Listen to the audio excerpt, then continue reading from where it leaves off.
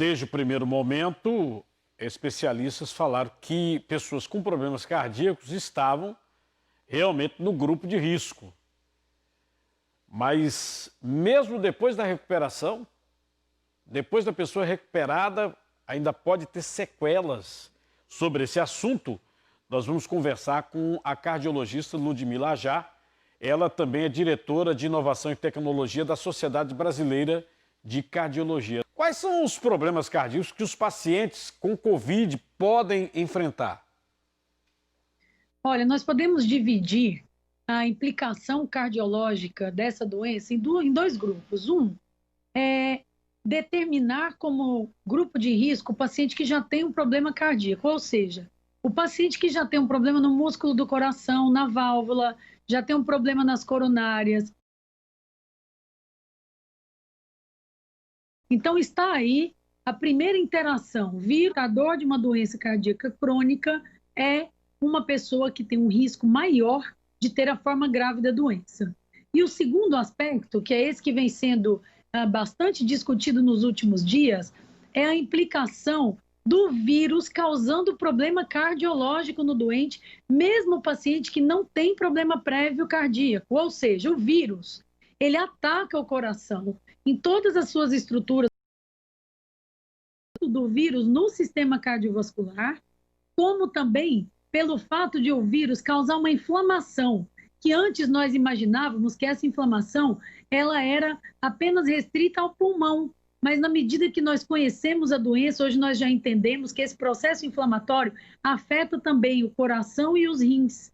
E conforme esses pesquisadores demonstraram, essa inflamação no músculo cardíaco ela pode se prolongar por meses após o diagnóstico da Covid-19. Então, hoje, nós pesquisadores entendemos que a infecção pelo novo coronavírus não é mais considerada uma doença apenas dos pulmões e da via respiratória, e sim uma doença sistêmica que, infelizmente, tem implicações no sistema cardiovascular, no sistema renal e também no sistema nervoso central, levando à inflamação, à embolia, à trombose e podendo, sim, aumentar a chance desse indivíduo morrer por essas complicações.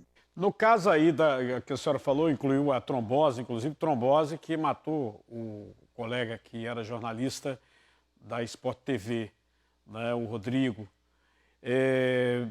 Outros problemas circulatórios também podem ser incluídos aí como problemas causados pela Covid, doutora? Pode sim, Cardinal. O que a gente aprendeu? Infelizmente, 15% dos pacientes internados com Covid-19, eles terão algum tipo de complicação relacionada ao aumento da coagulação.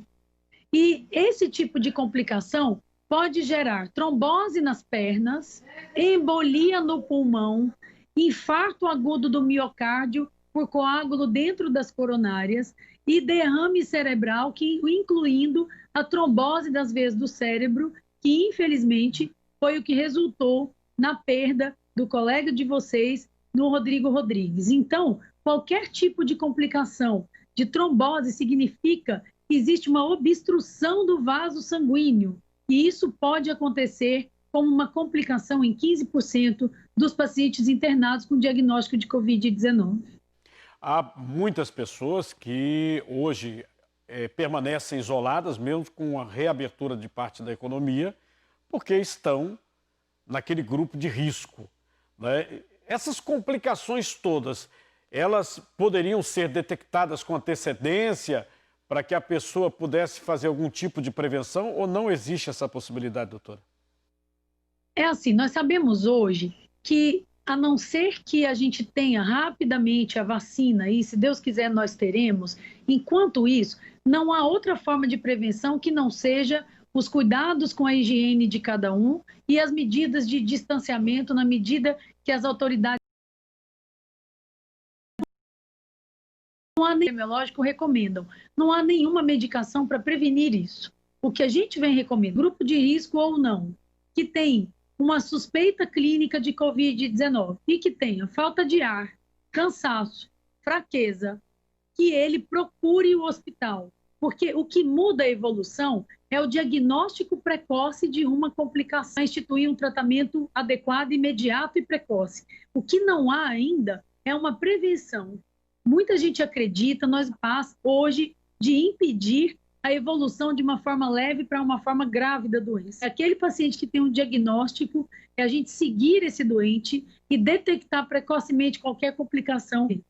Existe alguma relação, como algumas pesquisas começaram a apontar, entre o tipo sanguíneo e o nível de gravidade da doença? Isso poderia ser determinado, doutora? Aparentemente, sim. É uma pesquisa bastante bem feita do ponto de vista metodológico, publicada há umas 3 semanas atrás, uma publicação no New England Journal of Medicine mostrou que o tipo sanguíneo A está associado a um aumento de mortalidade em até 50% dos casos, e o tipo sanguíneo O seria protetor em relação à forma grave da doença. Claro que esses dados têm que ser confirmados, mas aparentemente essa relação existe. E um paciente, por exemplo, que seja cardíaco, hipertenso, esteja inclusive, qual seria o sinal para ele de alerta, doutora?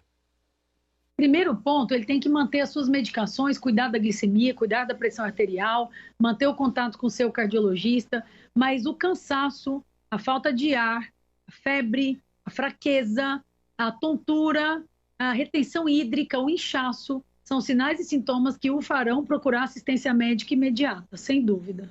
Conversamos com a médica cardiologista Ludmila Ajá. Doutora, muito obrigado, boa tarde. Obrigada a vocês, boa tarde a todos.